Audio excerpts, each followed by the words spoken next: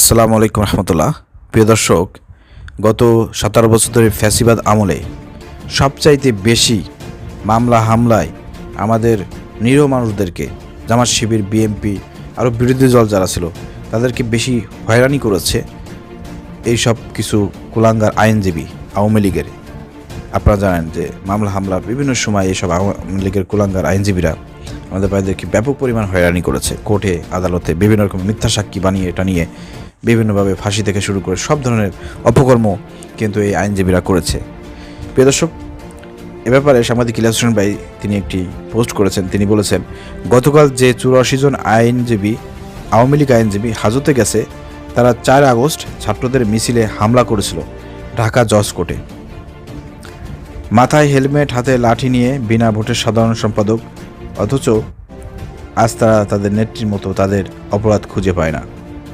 মানে এই যেসব আইনজীবীদেরকে আদালতে পাঠানো হাজতে পাঠানো, তারা এখন বলার চেষ্টা করতেছে আমাদের কি অপরাধ, আমরা তো আইনজীবী, আমরা তো আইনি লড়াই করেছি, এই সেই ভাঙবং। তারা এখন নিজেদের কোনো অপরাধ খুঁজে পাচ্ছে না।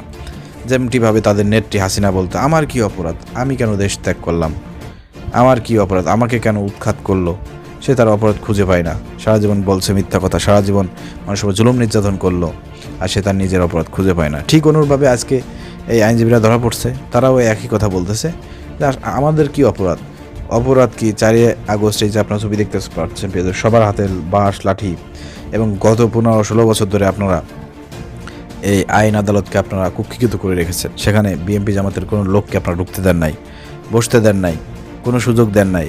যখন তখন আপনারা হামলা করেছেন, যা খুশি তাই করেছেন। অপরাধ কি টের পান নাই? তো অপরাধ আপনারা টের পাচ্ছেন না। আমি প্রশাসনকে বলবো, যারা হাজতে রাখছেন এদের খাওয়া দাওয়া মাঝে মাঝে বন্ধ করে রাখবেন, এবং মাঝে মাঝে এদেরকে ধরে পা উল্টা ফেলে উপরে উঠায় মাথা নিচে ফেলে দিয়ে জম্মের বেগে কিছু পেদানি দেবেন, আর বোঝাবেন যে তোদের অপরাধটা কী।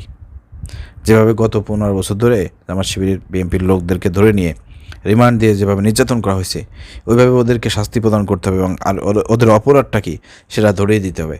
ওইভাবে যদি ধরাই দেন তাহলে ওরা বুঝতে পারবে যে ওদের অপরাধটা কী।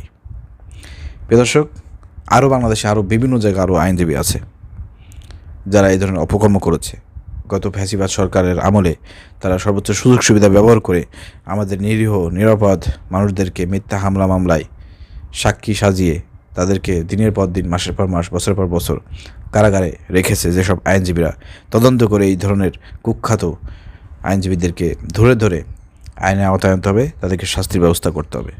প্রতিটা সেক্টরে আওয়ামী লীগ ফ্যাসিবাদের দোষরা যেখান থেকে যারা অপরাধের সঙ্গে জড়িত তাদেরকে যদি আমরা ধরে ধরে শাস্তি প্রদান করতে পারি, তাহলে নেক্সট টাইম আর কেউ, কোনো গোষ্ঠী, কোনো দল আওয়ামী লীগ ফ্যাসিবাদের মতন হওয়ার চিন্তাভাবনা করবে না। যদিও নতুন ফ্যাসিবাদের আবির্ভাব আমরা দেখতে পাচ্ছি, ইনশাল্লাহ এটাও মুছে যাবে ইনশাল্লাহ। ধন্যবাদ সবাইকে। আসসালামু আলাইকুম রহমতুল্লাহ।